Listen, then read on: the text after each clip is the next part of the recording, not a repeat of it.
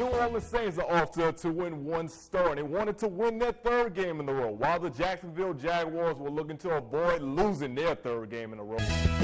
Southern and Grambling State squared off in the State Farm Bayou Classic today in the Mercedes-Benz Superdome. The conclusion to the biggest football weekend the Big Easy has ever seen finishes up tonight with a BCS national title game between LSU and Alabama.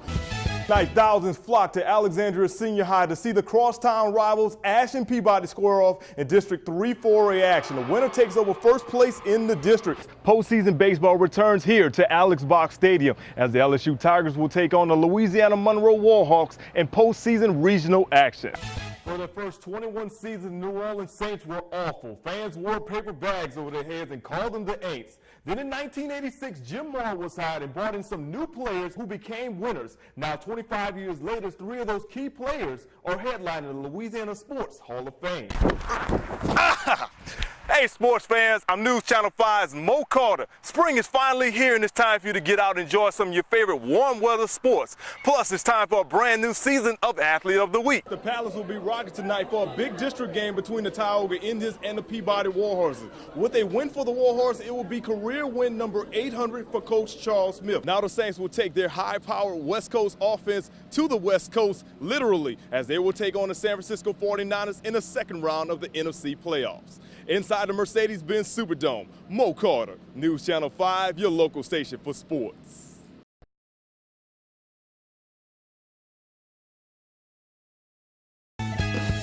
After weeks of speculation, Commissioner Roger Goodell has thrown the book at the New Orleans Saints organization for the Bounty Gate situation of years past. Everything starts with Saints head coach Sean Payton. Beginning on April the 1st, he will be suspended for an entire season, while former defensive coordinator Greg Williams is suspended indefinitely, effective immediately. The franchise has been fined $500,000 and docked a second-round pick for both the 2012 and 2013 season, while general manager Mickey Loomis has been suspended without pay for the first 8 regular season games of the year. To add on with that, linebackers coach Joe Vitt, who stood in for Sean Payton last year, he's been suspended for the first 6 regular season games of 2012. As the NBA draft draws near, we can all assume that the Hornets will select Kentucky's Anthony Davis with their top pick. But who will go at number 10? In last night's show, we featured some ACC flavor by showing you Austin Rivers. Tonight, we've got a big man from right here in the SEC country. Mississippi State's big man, Arnett Moultrie, could be a selection at number 10 for the Hornets. The 6'11" power forward averaged 16 points and 10 boards during his college career while shooting nearly 55% from the field. Moultrie respects Monty Williams' coaching style and would love to be a part of this organization. The NBA draft will be on Thursday, June the 28th at 6 p.m. You can watch it live on ESPN. Remember, the Hornets have the number 1 and 10 picks. NBA playoffs tonight, Russell Westbrook and Kevin Durant, plus the Thunder, trying to close out Tim Duncan and the Spurs. In the first quarter, Russell Westbrook throws down the jam Superman style.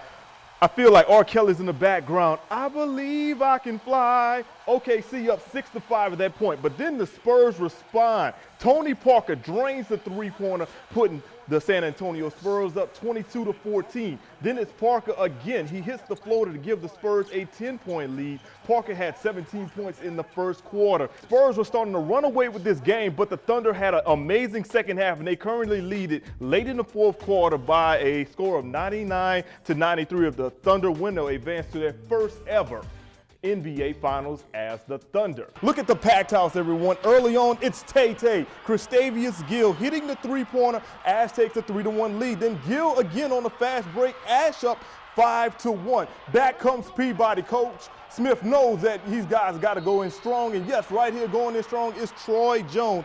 And Peabody is rocking the house. Now watch this, everybody. D. Wagner again to the goal. Peabody takes a late lead. Coach Tinley saying, come on, guys, get everything together. But they could not stop Troy Jones at this point. And then watch this, everybody. Troy Jones will get the ball, and oh, my God, yes. Look at that. Looking like Shaquille O'Neal from 1992. Don't do it to him, Troy. Oh, man. So they had to switch the game to Brain Middle School. Yes, that is Brain Middle School, as you see, everyone. Peabody was the one who went on to prevail by a final score of 66-33. With the win, the Warhorses take first place in District 3 4A. Menard Eagles heading up to Wynn Parish to take on the Winfield Tigers in a district battle of undefeated teams. We've been hearing this guy all year, Alonzo Moore. The opening kickoff, Coach Freddie Hallman said, don't kick it to this guy, and this is what happens when you do. 90 yards, 4 touchdowns. Winfield is already up 7-0.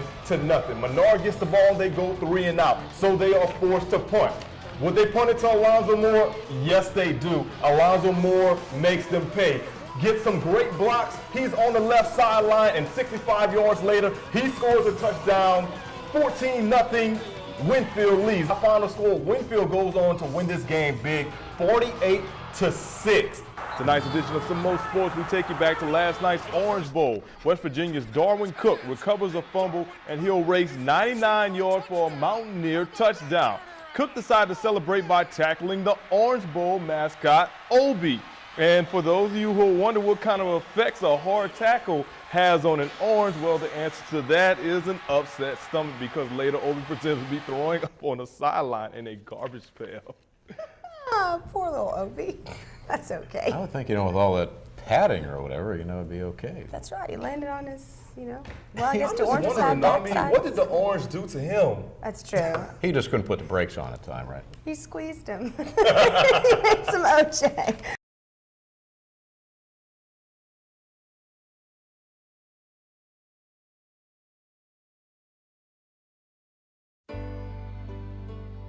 Mrs. Jackie Ivory Williams, the mother of Peabody's senior standout Josh Ivory, was more than just your typical mother. She was my best friend, well, me and my other 2 brothers, but she was a mother more of anything, a disciplinary, just telling us everything right. She was the sweetest, the meanest, the most everything. Like, she meant so much to us. When Josh and his childhood friends entered high school and made the Peabody basketball team a few years ago, Mrs. Jackie had a great idea, but she had to pass it by head coach Charles Smith. She asked me would it be okay for her to come in and be the team mom, for these young men, and I told her yes, I had no problems with that. So I was very pleased to have her, in my program helping with my young men. Going into the 2011-2012 season, everything seemed bright for Josh and his teammates, but no one could expect what would happen on one dark summer day in late July. July 28th, 5:30 Las Vegas time. When we heard the news, like, we just went to like a scare mode. Like, we was crying in front of everybody. Like, I was shocked about a long time until I got home. Due to failing health and an enlarged heart, Mrs. Jackie had gone to a better place, leaving a void in the hearts of so many. With his mother gone, Josh didn't even know if he wanted to play basketball during his senior year.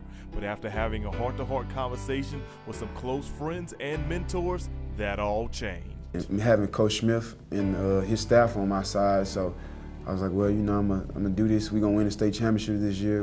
My team and teammates motivated me. I don't think he had no doubt in his mind that he wasn't doing that for his mom. As a team, we told him we was gonna help him, man. Midway through the basketball season, the Warhorses decided to officially dedicate their season in memory of their fallen mother. And just to make sure that no one forgot about Mrs. Jackie, Josh wore a t-shirt with his mom's face on it for every home game for motivation. The shirt just was another motivation for me, like she was there with me. And by wearing the t-shirt in memory of his mom, I think that was a kind of calming effect to help him kind of move forward and start back to concentrate on his basketball. High motivation would drive the Warhorses all the way to this year's state title game, where they crushed St. Augustine in the finals. The basketball team had done it for their fallen mother, but there was one more goal that everyone had to achieve to make their team mom proud.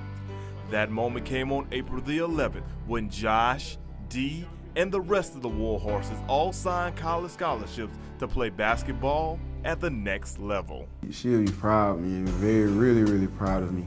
And my teammates just being self-motivated for everything. I think she'll be real proud of me. I knew at that moment when he signed those papers that she was smiling down on him.